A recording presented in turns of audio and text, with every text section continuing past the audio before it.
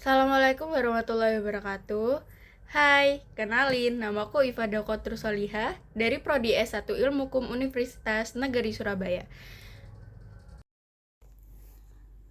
Jadi, aku bakal jelasin terkait penyesuaian perizinan perusahaan berusaha pemanfaatan hutan. Apa itu Badan Perizinan Perusahaan Hutan? Izin yang diberikan oleh pemerintah kepada pihak yang ingin melakukan pemanfaatan hutan. Pemanfaatan hutan dapat berupa pemanfaatan kayu, pemanfaatan non-kayu, pemanfaatan jasa lingkungan, atau pemanfaatan kawasan hutan. Serta dalam dasar hukum yang saya gunakan sekarang, saya menggunakan Peraturan Menteri Lingkungan Hidup dan Kehutanan Nomor 8 Tahun 2021 yang berarti pada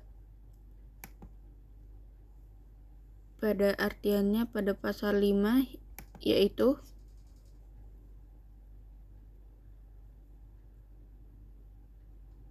mengatur tentang penetapan kawasan pertambangan berkelanjutan, yakni kawasan pertambangan berkelanjutan merupakan kawasan yang ditetapkan oleh Menteri berdasarkan hasil analisis kelayakan dan kelayakan lingkungan. Analisis kelayakan meliputi aspek ekonomi, sosial, lingkungan, dan keberlanjutan. Kelayakan lingkungan dilakukan oleh lembaga independen yang terakreditasi. Lalu pada pasal 106 mengatur tentang pengelolaan dan pemanfaatan kawasan pertambangan berkelanjutan, yakni kawasan pertambangan berkelanjutan dikelola dan dimanfaatkan oleh pemegang IUP, IUPK, dan IUPKK yang telah memenuhi persyaratan dan ditetapkan oleh Menteri.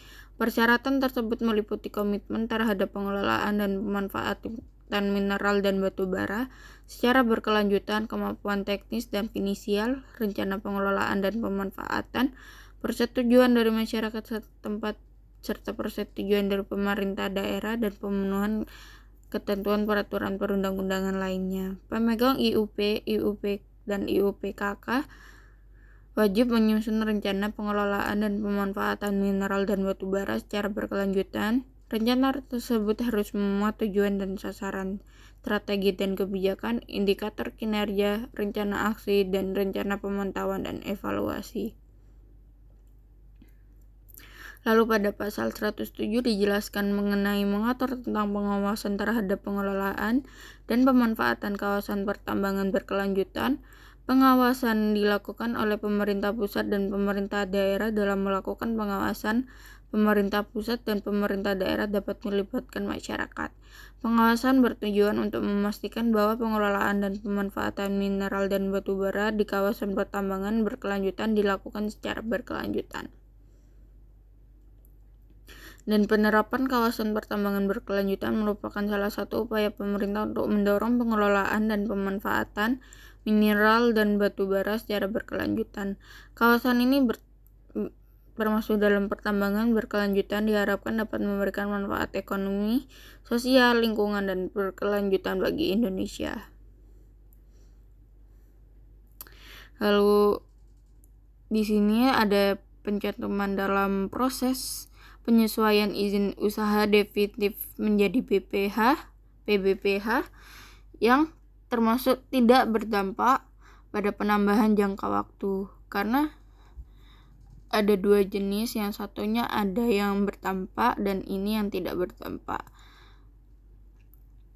Nah, pertama yaitu izin usaha, lalu ketetapan berlaku dan dipersamakan dengan PBPH, lalu dokumen di lingkungannya ditetapkan, serta proses-proses lainnya yakni RKUPH definitif satu kegiatan menjadi tetap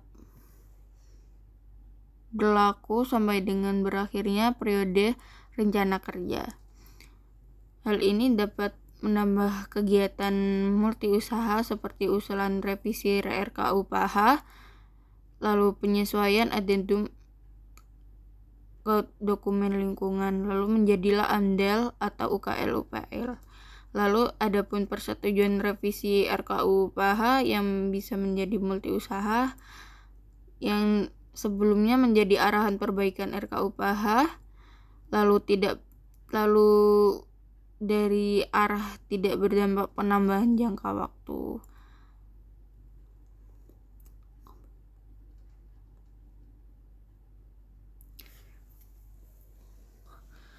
Lalu ini adalah gambaran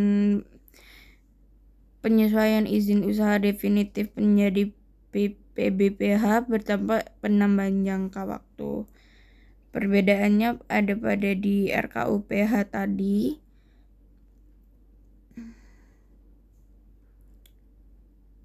Seperti juga tidak berlaku dan dipersamakan dengan PBPH, lalu tetap pada seperti proses sebelumnya, yaitu dokumen lingkungan tetap dan seterusnya.